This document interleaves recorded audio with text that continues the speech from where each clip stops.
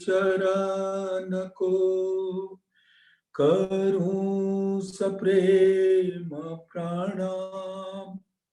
अशुभ हरन मंगल करन धनी श्रीदेव चंद्र जी नाम।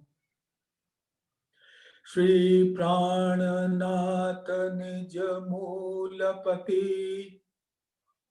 श्री मिहिराज सुनाम।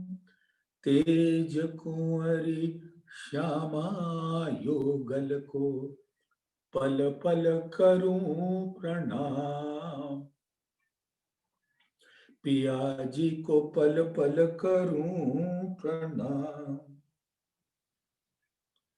प्रथम लागू दो चरण को धनिये न छोड़ा योखिन। लाख तली लालेड़िया मेरे जीव के जीवन। इन पांव तले पड़ी रहूं धनी नजर खोलो बातून।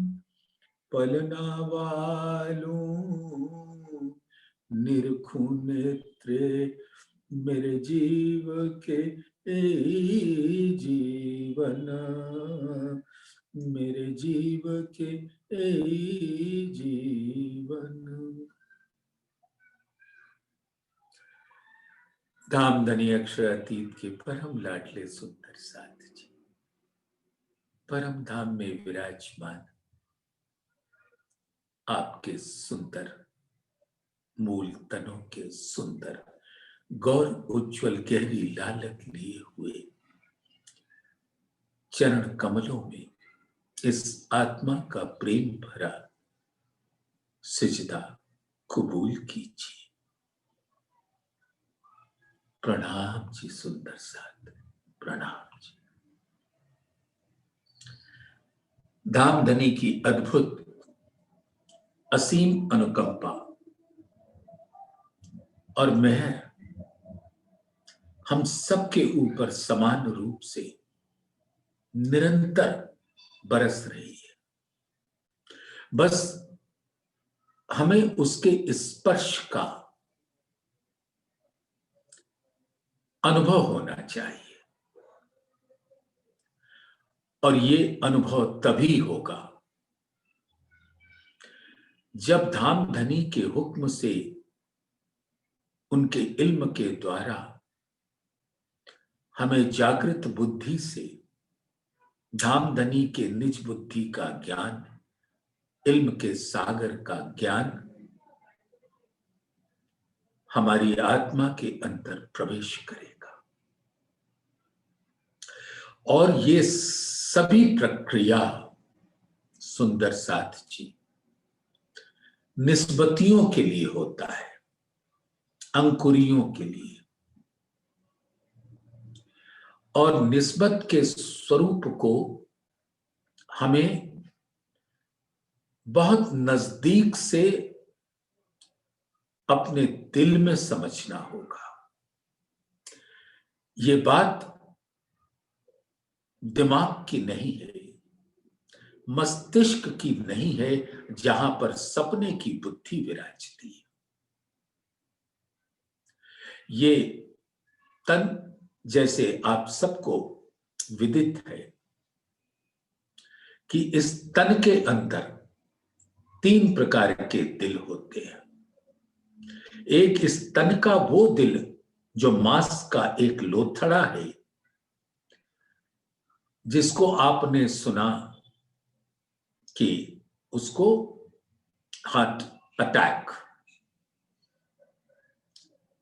हृदय की गति अवरोध हो जाती है, वो है मांस का लोथड़ा। और एक है जीव जो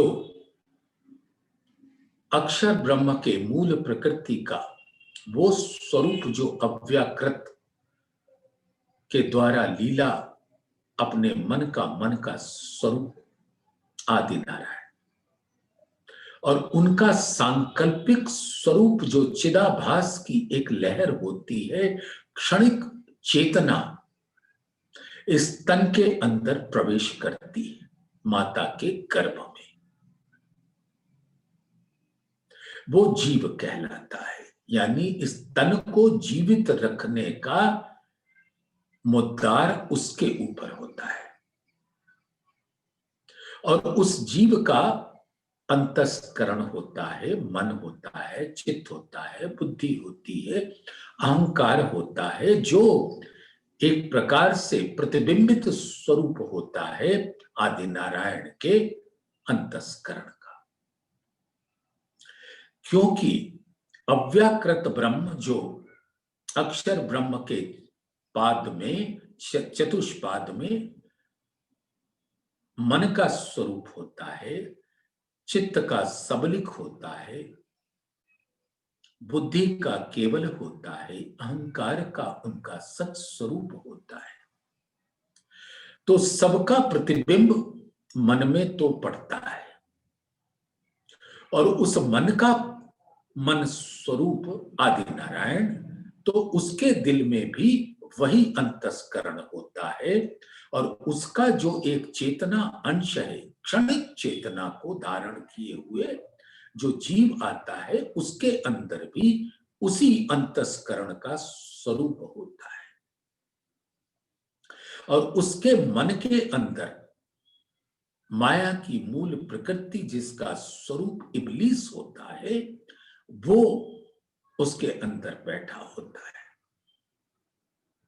और बुद्धि जो होती है आदि नारायण से ही आती है, और वो क्योंकि आदि नारायण मन के स्वप्न स्वरूप हैं, तो वो स्वप्न की बुद्धि आती है, तो स्वप्न की बुद्धि मात्र हद ब्रह्मांड तक ही अधिक से अधिक समझ पाते हैं,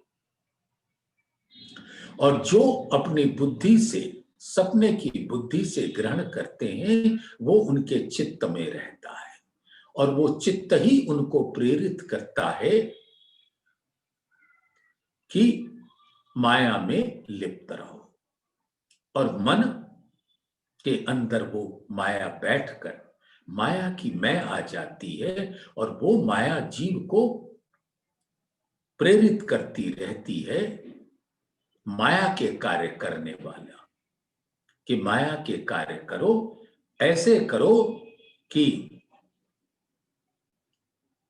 परम धाम से अलग हो जाओ।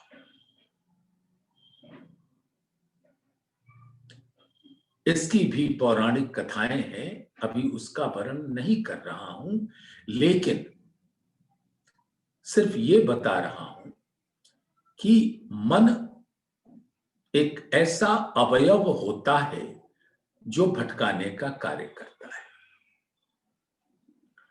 और जिस जीव को धामधनी के हुक्म ने चुना, उस पर धाम की ब्रह्म सृष्टियां यानी अंकुरियां, आत्माएं विराज जाती है, और जीव के द्वारा होने वाली हर लीला को का अनुभव करती है। अब यही जीव जब तक माया में लिप्त रहता है, तो आत्मा माया का अनुभव कर रही होती है, आई है ना अक्षर का खेल देखने के वास्ते, तो अक्षर का खेल देखेगी, तो यानी माया का खेल, इस खेल के अंदर जो माया का खेल चलता है, अक्षर की मूल प्रकृति का खेल चलता है, उसको ही देखेगी। लेकिन जब धामधनी के हुक्म ने चुना अपनी आत्मा को उस पर विराजने का, तो अब उस जीव के ऊपर मेहरांश होगा, मेहर का एक अंश होगा, और वो भी तारतम ज्ञान को से नवाजा जाएगा, और उस तारतम ज्ञान के प्रकाश में अब वो भी माया के स्वरूप को देख सकता है और आत्मा के स्वरूप को देख सकता है और आत्मा के मूल निवास के स्वरूप को समझ सकता है। और इस प्रकार से तारतम्य ज्ञान जैसे जैसे जीव लेता जाएगा, जीव की प्रवृत्ति माया से हटती जाएगी और आत्म की तरफ झुकती जाएगी। अब यही आत्म उस जीव पर बैठकर वाणी का ज्ञान से अपनी आत्मा के चक्षुओं को खोल लेगी। अब आत्म का दिल इसी ज्ञान के द्वारा अपने अंतस्करण को देख पाएगी और अपने दिल के द्वारा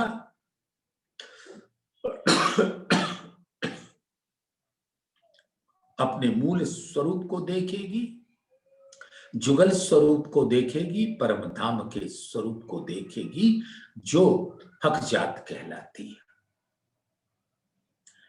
तो इस प्रकार से ये तीनों दिल इस तन के अंदर रहकर अपनी अलग अलग क्रियाएं करती है।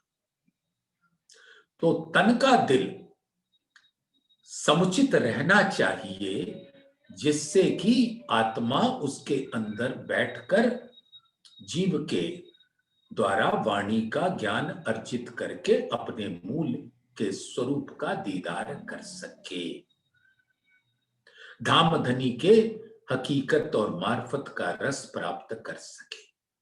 इसलिए तन को तो उचित अवस्था में रहना ही होगा और ये रहेगा कब? जब उसका आचार विचार आहार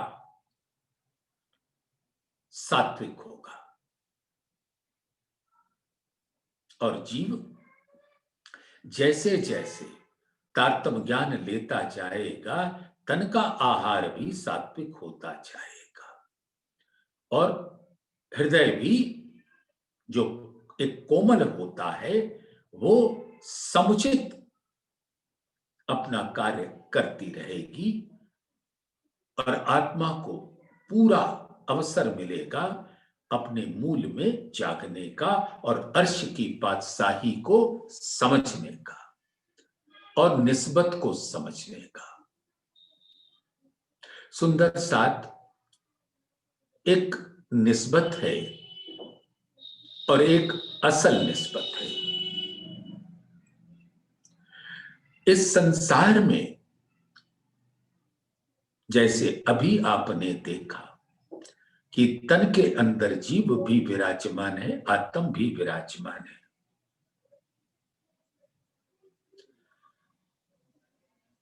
और जीव को ऐसा अनुभव होगा तारतम्य ज्ञान के बाद कि उसकी निस्बत धाम से है और आत्म की तो असल निस्बत है। अब वो असल निस्बत क्या है? सुंदर साथ वाहिद और वाहिदत। वाहिद क्या है? धाम धनी का दिल, मूल अद्वैत मार्फत स्वरूप, एक स्वरूप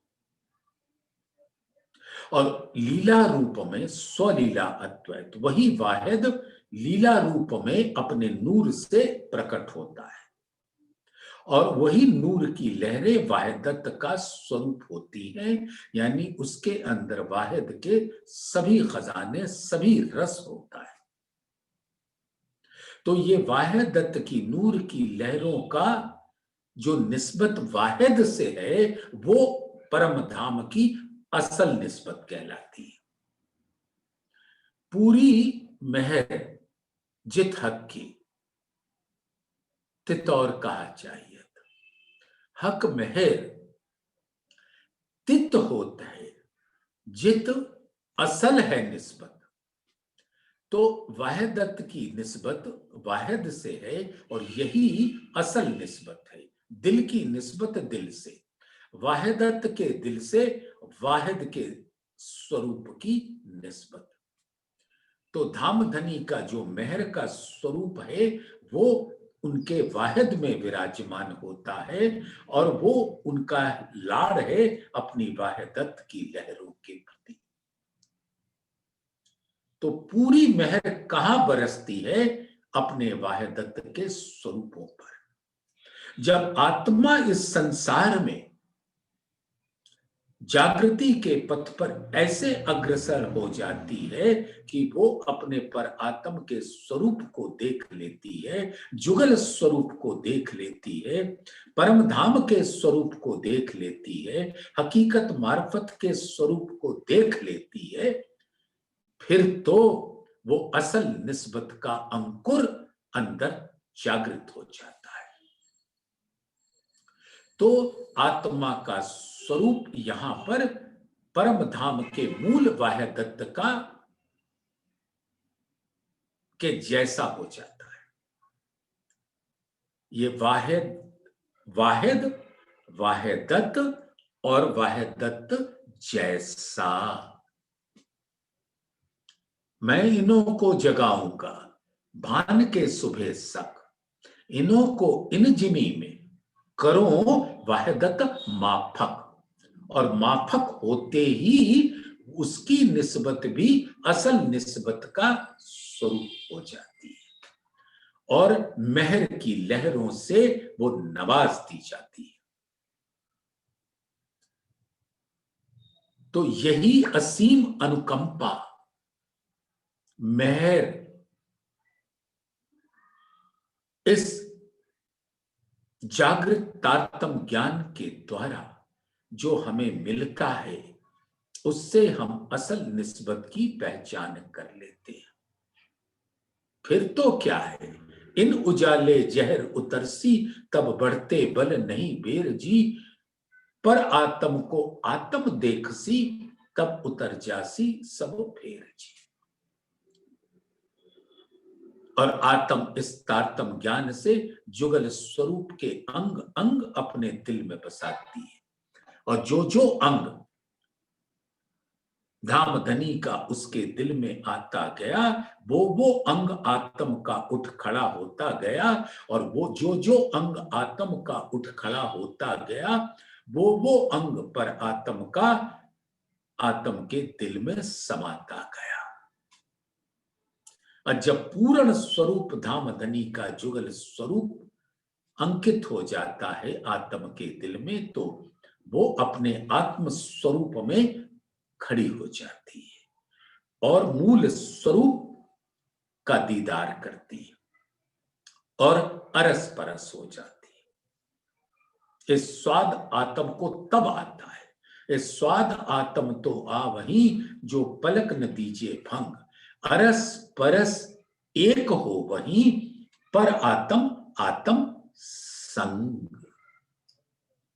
तो सुंदर साथ इस संसार में तारतम वाणी को ग्रहण करना है, अपने जुगल स्वरूप के अंग अंग शोभा छवि अपने दिल में अखंड करना है, तभी हमारा दिल अर्श की खिलवत होता है।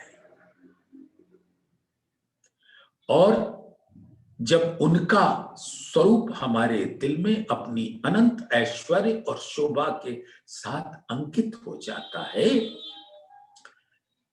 फिर मैं अपने आत्म स्वरूप को मूल मिलावे में खड़ा देख पाती हूं और अपने मूल स्वरूप को भी देख पाती हूं। और ये मूल स्वरूप जो हक जात का स्वरूप है, जुगल स्वरूप, मूल मिलावे का परम धाम का स्वरूप और 12,000 ब्रह्म सृष्टियों का स्वरूप,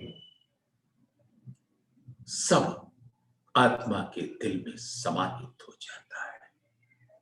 और जब ये समाहित होता है तो परम धाम का मेहर अपने अनंत रस भरे रंग भरे लहरों से हमको नवाज देती है, भिगो देती है, हमको झीलने का सुअवसर देती है।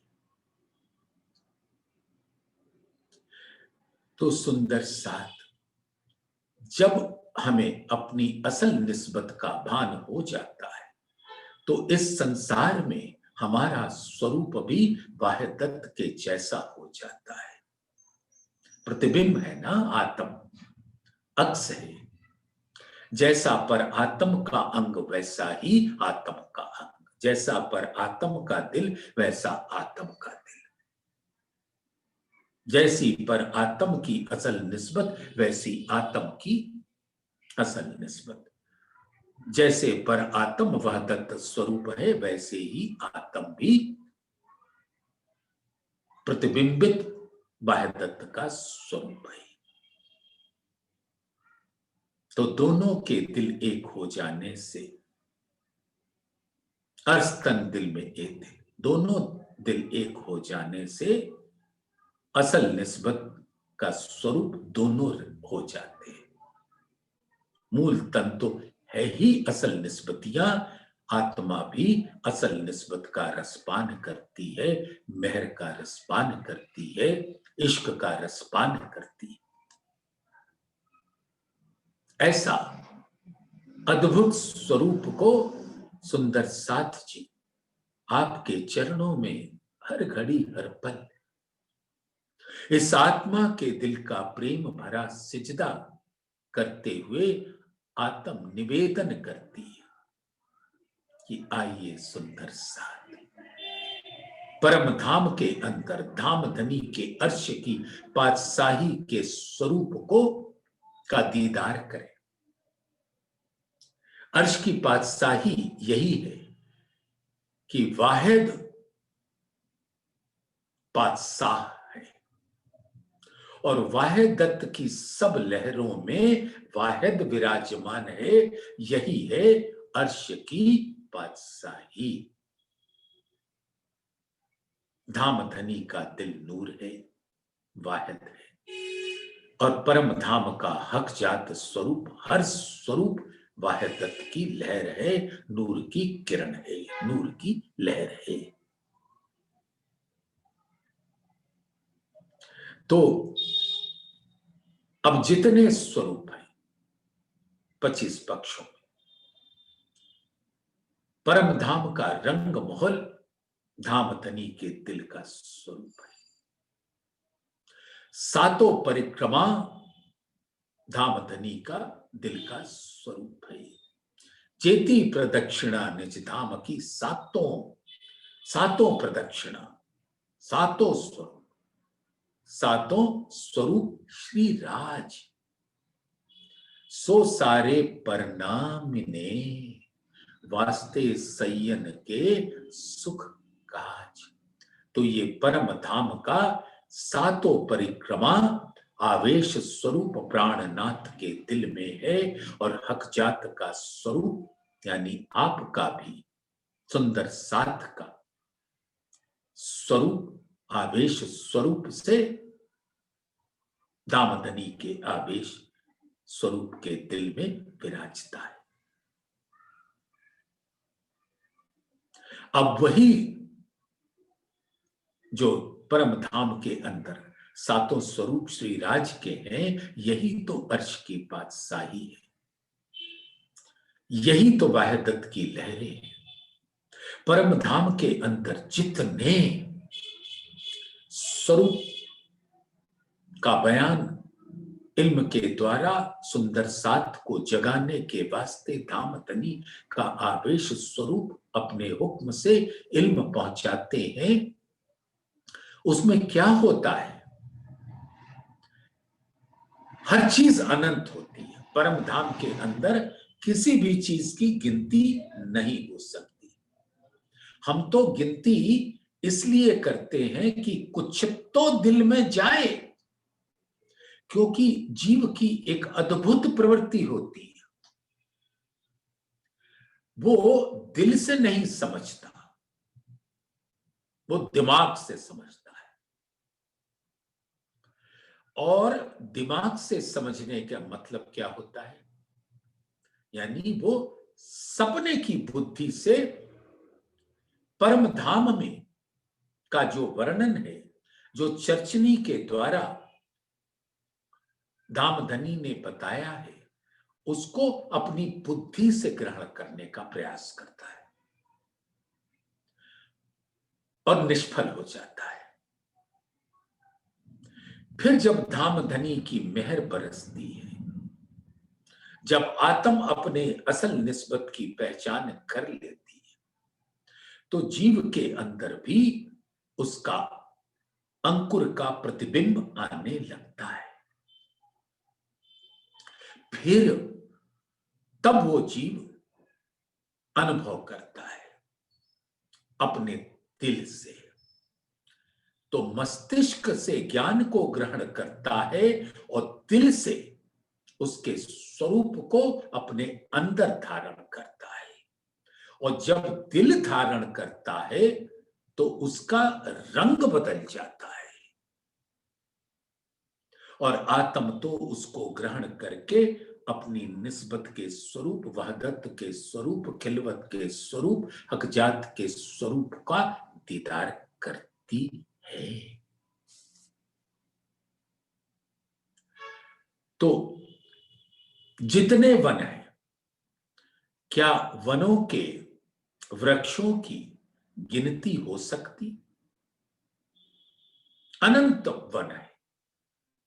जब इस संसार में अनंत का गिनती का वर्णन करना हो और ये इल्म से पता लग गया कि वो अनंत है, तो हम क्या कहते हैं कि भाई गिनती नहीं हो सकती, अनंत है। जो मेहर ठाड़ी रहे तो मापी जाए, मेहर पल में बढ़े कोट गुनी, सो क्यों मेहरे मेहर बपाए। वो तो रुकता ही नहीं कुछ भी, वो तो धामधनी के दिल के अनुसार स्वरूप धारण करता है। वनों की ऊंचाई, वृक्षों की ऊंचाई हम गिनते रह जाते हैं कि ये वाला 10 भौम का है, ये वाला 250 भौम का है, ये 500 भौम का है, ये 1000 भौम का है, ये 12,000 भौम का है, ये 24,000 भौम का है, ये 48,000 भौम का है। कहां गिनती कर रहे हो? अनंत भौम है। और आकाश जिमी से अनंत दूरी पर है, और जब धामधनी चाहते हैं आसमान आके जिमी से अरस परस हो जाता है। और ये भौम वृक्षों के तो आसमान को छूते हैं। ऐसे ही बड़ी रांग का स्वरूप का वर्णन आता है कि ये 14 करोड़ 40 लाख, ये तो सपने की बुद्धि के गिनती है ना, ये दिल की गिनती नहीं है। उसी प्रकार से किसी ने गिना है कि कितने परम धाम में जानवर हैं, पशु हैं, पक्षी हैं। अरे सुंदर सा, इस संसार में क्या आपको पता है कि इस पृथ्वी पर कुल नंबर, कुल संख्या, कुल गिनती पशुओं के विध विध की जाति प्रजाति की संख्या क्या है? हमें नहीं पता।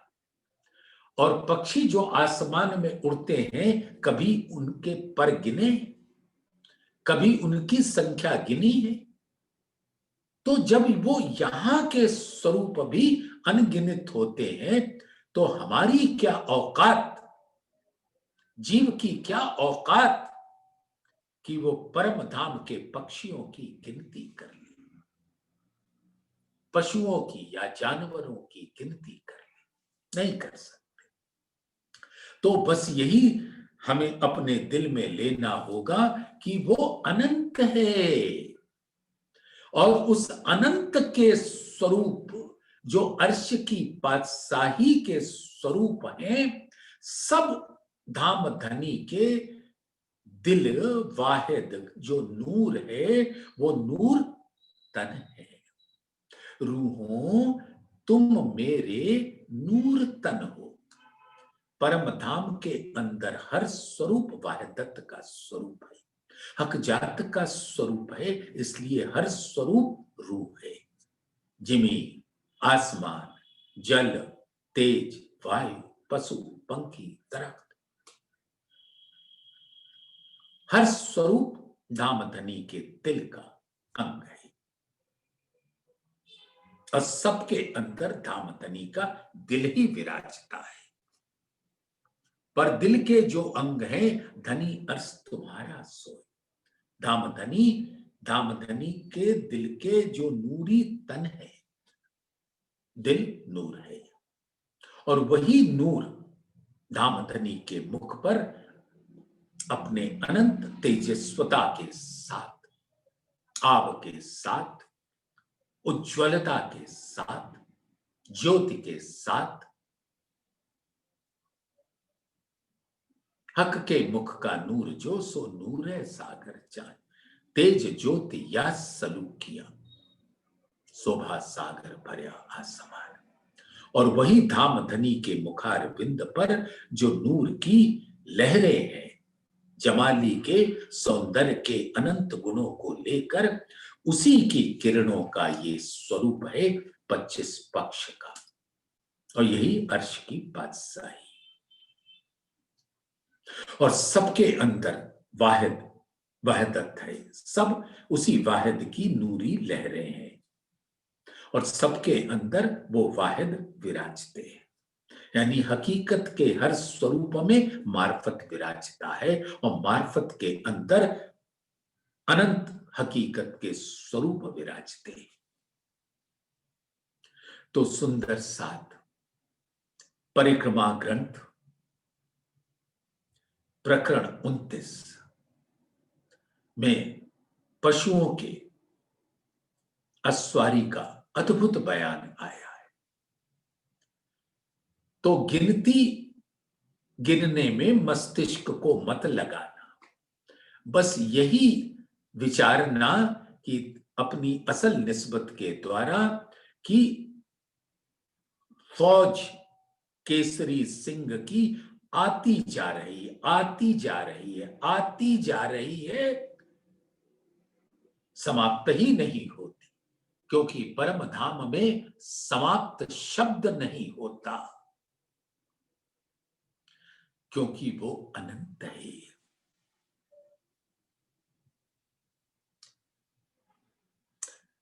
क्यों कहूं बल बाघन को, 34 नंबर की चौपाई से कल 33 तक छीला था, आज 34 नंबर से प्रारंभ करते हैं मेरे प्यारे सुंदर साथ। दिल लगा के देखना, ये सब चितवन की बात है, सुरता से अनुभव कीजिए। क्यों कहूं बल बाघन को, ये जो ख्वाब में ऐसे जोर, इस संसार में, नश्वर संसार में, बाघ एक पशु है, जानवर है जो अति बलशाली है। सिंह, केसरी सिंह के समक्ष उसका तन छोटा सा होता है, लेकिन उसकी शक्ति तो अद्भुत होती है, इतनी अधिक होती है कि देह छोटी बड़ी कुवत, देत फीलों मद तोड़। हाथी जो झूमते हुए चलते हैं, इतना विशाल उनका तन होता है, शरीर होता है, तो उनको ऐसा लगता है कि सब छोटे हैं और वही राजा है, लेकिन ये उसका अहंकार बाघ तोड़ देता है। तो जब इस संसार में ये हो सकता है, तो परम धाम के बाघों का क्या कहना। बोलत बाघ विस्तार के, सब मिल एक है सोर। अब वो अनंत बाघ एक लंबे आलाप लेते हैं। यहां पर सुंदर साथ कभी संगीत की महफिल जमी होती है, शास्त्रीय संगीत का बोलबाला चल रहा होता है हर कोई अपनी अपनी कलाकारी दिखाने में अपनी निपुणता दिखाते हैं। और क्या एक आलाप लेकर तो दिखाएं। एक आलाप लिया, किसी की सांस 10 सेकंड, किसी की 20, किसी की 30, किसी की 1 मिनट, किसी की 2 मिनट, किसी की 3 मिनट। ऐसा करते करते सांस फूल जाती है, रुक जाते हैं कितने बड़े भी संगीत के दिग्गज हों। और परम धाम में ये बाघ ऐसा अलापते हैं कि मानो मुद्दत बीत जाए और उनका स्वर ही नहीं टूटता। सा लगाया तो खिंचता चला गया और उसकी मधुर ध्वनि परम धाम में गूंजने लगती है और सभी स्वरूप उस अलापने का रस प्राप्त करते हैं। और जब सब स्वरूप प्राप्त करते हैं, यानी हक जात प्राप्त करता है, तो हक जात तो धामधनी के दिल में होता है और धामधनी का दिल भी उस अद्भुत संगीत में से फिदा हो जाते हैं इन बाघों के स्वरूप पर।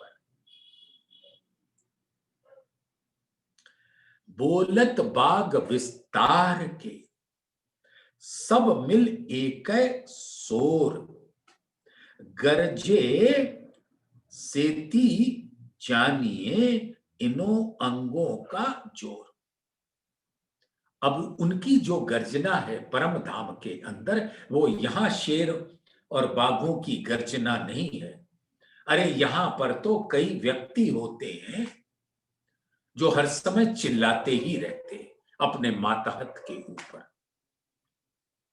जोर जोर से बोलते हैं कि सब डर जाएं। और परम धाम में गर्जना इतनी मधुर होती है, इतनी संगीतमयी होती है कि परम धाम के हर स्वरूप झूमने लगते हैं। छनछेक देखे छैल चीते। अब केसरी सिंहों का गीत सुना, बाघ का सुना, अब चीतों के स्वरूप को निहारिए। तो छनछेक देखे छैल चीते, जुगत जल्दी जोर। ये जो चीता का स्वरूप होता है वो बहुत चपल होता है। जैसे शेर जितनी दूरी, मान लो उदाहरण दे रहे हैं कि 1 मिनट में पार करे, तो बाघ आधे मिनट में पार कर लेगा और चीता तो सेकंडों में पार कर लेगा। तो ऐसी सुंदर चीतों की उछल कूद, चतुराई, शीघ्रता और शक्ति देखने योग्य होती है। इनके अंगों में काहिली ना अंग कबहू, सुस्ताई नहीं होती, आलस्य नहीं होता, प्रमाद नहीं होता, होत नहीं मन मोर। और कभी भी उनके दिल के अंदर किसी भी प्रकार का भय नहीं होता। अरे भय तो किसी भी स्वरूप को नहीं होता, भय जैसी चीज तो परम धाम में है ही नहीं। अश्व आगू अति बड़े अस्वारी के सिरदार। जहां पर अपने धाम धनी की सवारी होती है, उसको खींचने के लिए आगे बड़े बड़े ऊंचे, उनके ऊंचाई तो मानो आसमान को छूती है, ऐसे सुंदर घोड़े, अद्भुत रंगों के अनंत घोड़े।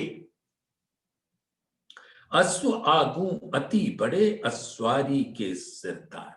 जहां धाम धनी की सवारी चलती है तो ये घोड़े सामने, आप देखते होंगे सुंदर साथ, यहां पर 26 जनवरी को खास तौर से बीटिंग रिट्रीट हो या परेड हो, तो जो घोड़े होते हैं वो 6-6, 8-8 फुट ऊंचाई होती है, और उसके ऊपर जो सिपाही बैठे होते हैं, जवान बैठे होते हैं, उनकी भी ऊंचाई 7-7, 8-8 फुट की होती है, और वो भी अपने हाथ में 10-10, 15-15 फीट के भाले लेकर चलते। तो राष्ट्रपति की गाड़ी जब चलती है तो वो घोड़े ऐसे मदमाते हुए ठुमक ठुमक कर चलते हैं कि अद्भुत स्वरूप होता है। तो ऐसे जब धाम धनी की सवारी निकलेगी तो घोड़ों का तेजस्विता स्वरूप कैसा होगा। सिर ऊंचे गर्दन थांभत, तो सिर को ऊंचा किए हुए अपने गर्दन को और उठा लेते हैं, और सिर मानो आसमान को देख रहा हो। सिर अश्व आगू अति बड़े अश्वारी के सिरदार, वो आगे आगे चलते हैं। सिर ऊंचे गर्दन थांभत, थंबक थंबक तेई कार। अब वो ऐसे ठुमक ठुमक के चलते हैं मानो नृत्य कर रहे हों, और सभी जानवरों, पशुओं, पक्षियों के जो मधुर कलरव संगीत की ध्वनि होती है, उस सवारी के साथ उस पर घोड़ा ठुमक ठुमक ठुमक ठुमक चलता है, और उसकी ठुमक की जो गति होती है वो अद्भुत होती है, मानो नृत्य कर रहा हो। जब बोलत बदन विकास के, होत सबे हहकार। दसों दिशा सब गरजत, पड़त सबे पुकार। जब यहां पर घोड़े हिनहिनाते हैं ना, परम धाम के अंदर भी जब वो बोलते हैं, हहकार करते हैं, हुंकार भरते हैं, तो वो संगीतमयी होता है, क्योंकि परम धाम में नूर का गुण ही है संगीत, कोमलता, कोमल संगीत। त जब बोलत बदन विकास के, होत सबे हहकार। दसों दिशा सब गर्जन। अब अनंत घोड़ों की जो सवारी धामधनी के सवारी के आगे चल रही है, वो सब अपने जो हाहाकार है, जो उनकी हिनहनाने की आवाज है, वो अति मधुर संगीत की ध्वनि है, और वो ऐसे गरजती है, पड़त सबे पुकार। प्रतिध्वनि परम धाम के अंदर 25 पक्षों से जाकर टकराती है और गूंज कर वापस आती है। तो मान लो 10 घोड़ों ने किया, और परम धाम के अनंत पक्ष में जाकर वो पड़घो प्रतिबिंबित स्वरूप उसका आता है, तो वो अनंत सा हो जाता है। उस परम धाम के अंदर उसकी पुकार को सुनकर, उसकी ध्वनि को सुनकर, उसके कोमल संगीत को सुनकर अद्भुत सौंदर्य का स्वरूप सब सुंदर साथ के दिल में समा जाता है। शब्द फील जब उठाई, अब जब हाथी गर्जना करता है बड़े गंभीर स्वर में, जब शब्द फील जब उठाई, अब हाथियों के संगीत को सुनो सुंदर साथ। शब्द फील जब उठाई, गर्जत गंज गंभीर। उनकी जो गर्जना है वो भी एक संगीत का स्वर है, और इन सभी जानवरों के अंदर दिल गाता है। और वो दिल क्या है?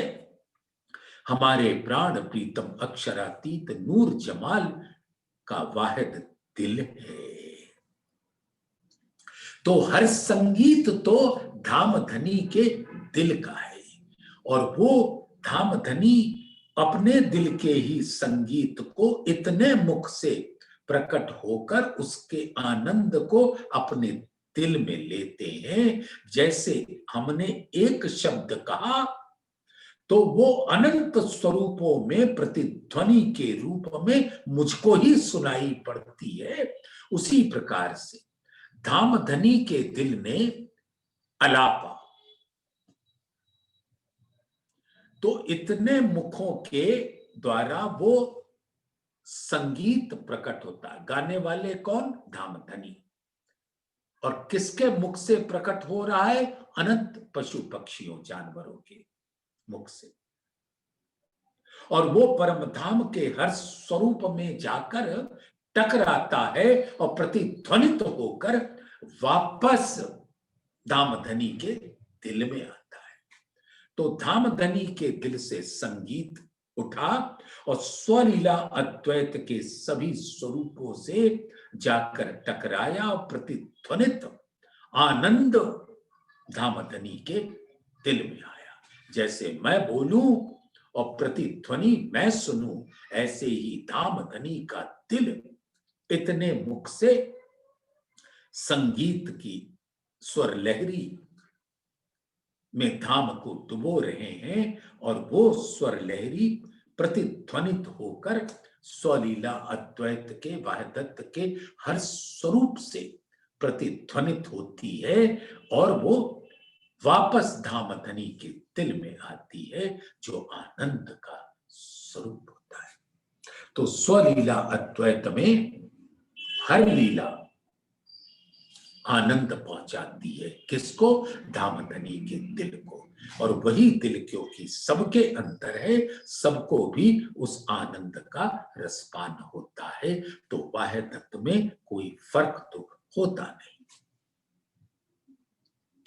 शब्द फील जब उठही गर्जित गंज गंभीर, जिमी पहाड़ सब गाजत और सैन्य सोहे सूर धीर। अब जितनी सेना है हाथियों की, सबका मुखार विंद से धामधनी के दिल का संगीत गूंजता है। तो पहाड़ और जिमी आसमान सबके बीच में वो गंभीर स्वर,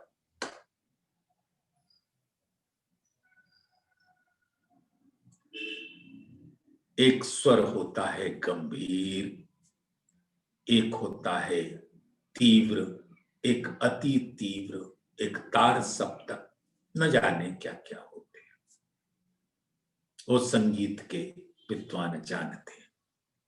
लेकिन तो हाथियों का स्वर जो है वो बड़ा गंभीर होता है।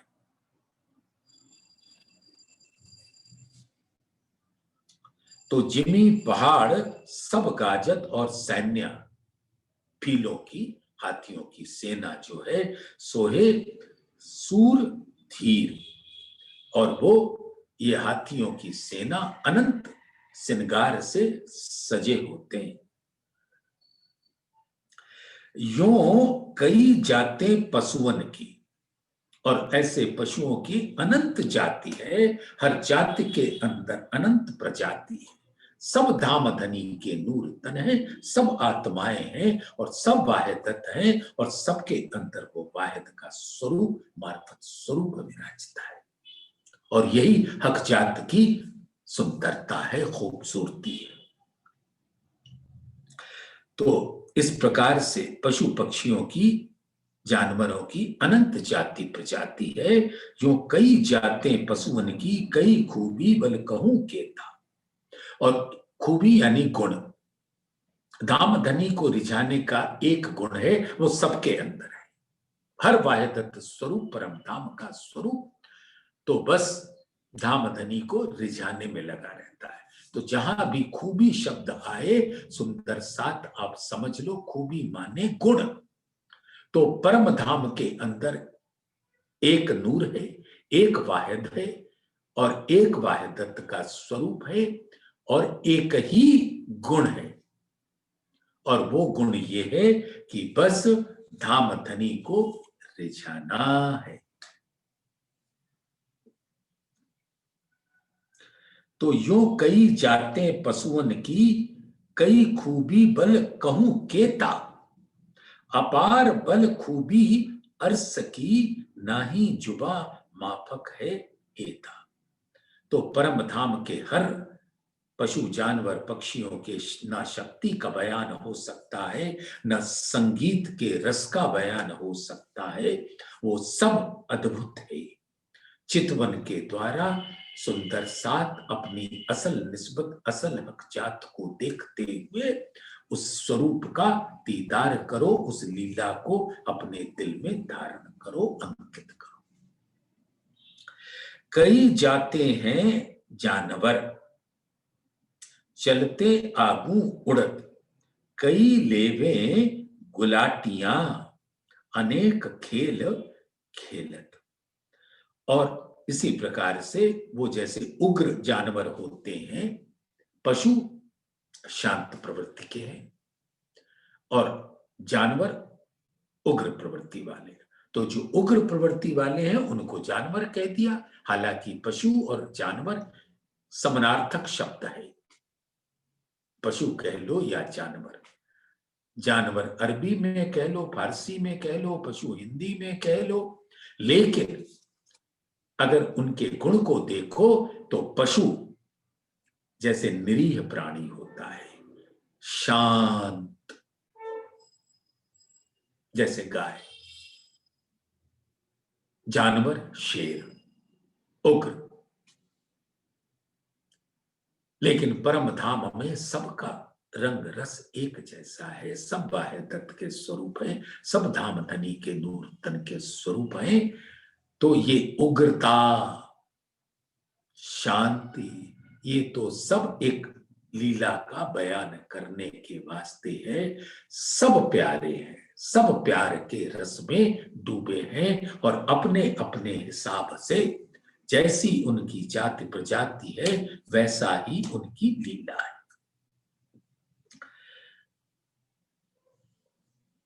तो कई जाते हैं जानवर, उन जानवरों के अंदर भी अनंत जाति प्रजाति है।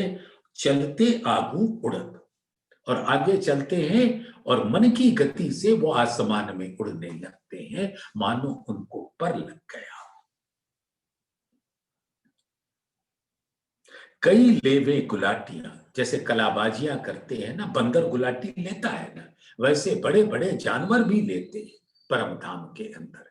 केसरी सिंह भी जब गुलाटियां लेता है तो ऐसे कूदता है कि जाकर आसमान को छू लेता है, फिर नीचे आता है, फिर ऊपर जाता है, मानो पर लगे हों पक्षियों के। तो कई लेवे गुलाटियां, कई लेवे गुलाटियां, अनेक खेल खेल, और ये जितने खेल खेले जा रहे हैं वो धामधनी को रिझाने के वास्ते। सुंदर साथ ग्रहण कर ले। जब परम धाम के ऐसे पशु पक्षी धामधनी को रिझाने से बाज नहीं आते तो हमको क्या कमजोरी है इस संसार में आने के बाद। हमारे हर कौल फैल हाल धामधनी को रिझाने वाले होने चाहिए। छोटे छोटा या बड़े बड़ा खेल दिखावे सब। अब छोटे से छोटा जानवर हो, पक्षी हो, पशु हो, या बड़े से बड़ा हो, क्योंकि तन तो सबका नूर तन है, सबके अंदर नूर का बल है, धामधनी का बल है, सब वहदत के स्वरूप है, नूर के स्वरूप है। तो किसी के बल में कम ज्यादा नहीं। तो कोई छोटे छोटा या बड़े बड़ा, छोटे से छोटा या बड़े से बड़ा, या पहाड़ या तिनका। तो छोटे छोटा या बड़े बड़ा खेल दिखावे, सब सब धाम धनी को रिझाने में लगे रहते हैं। धाम में कोई काम और है ही नहीं। धामधनी को क्या काम है? लाड़ पिलाना। हक को काम कोई और नहीं, देवे रूहों लाड़ लज्जत। और परम धाम के अंदर जितने ये 25 पक्षों का स्वरूप है, अज्ञात का स्वरूप है, उनको भी बस एक ही काम रहता है, धामधनी को रिझाना। ब्रह्म सृष्टियों का भी एक ही काम रहता है, धामधनी को रिझाना। और जब धामधनी रीझते हैं, उनके मुखार बिंद पर वो जो नूरी आभा है, वो अनंत अनंत स्वरूप धारण करके वो आब हमारे दिलों में प्रवेश करती है। उनकी मुस्कुराहट पर हम सब फिदा हो जाते हैं। छोटे छोटा या बड़े बड़ा खेल दिखावे सब, सब सुख तबही पावही धनी को रिझावे जब। तो छोटा हो, छोटे से छोटा हो, बड़ा हो, बड़े से बड़ा हो, सबका एक ही काम रिझाना। और रिझाते हैं तो धामधनी का दिल अनंत आनंद से भर जाता है। और वही वाहिदत का स्वरूप होता है। वही वाहिद का स्वरूप सभी वाहिदत की लहरों में होता है। तो जो इन सब लीलाओं से आनंद धामधनी के दिल में आता है, वही आनंद सब रूहों के दिल में आ जाता है।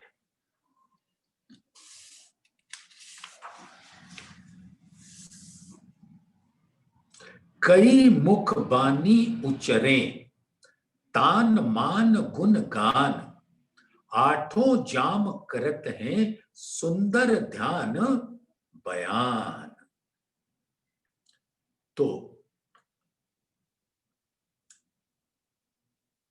ये अनंत पशुओं की जातियां, जानवरों की जातियां, पक्षियों की जातियां अपने मुख से अति मीठे स्वर में लय ताल मिलाते हुए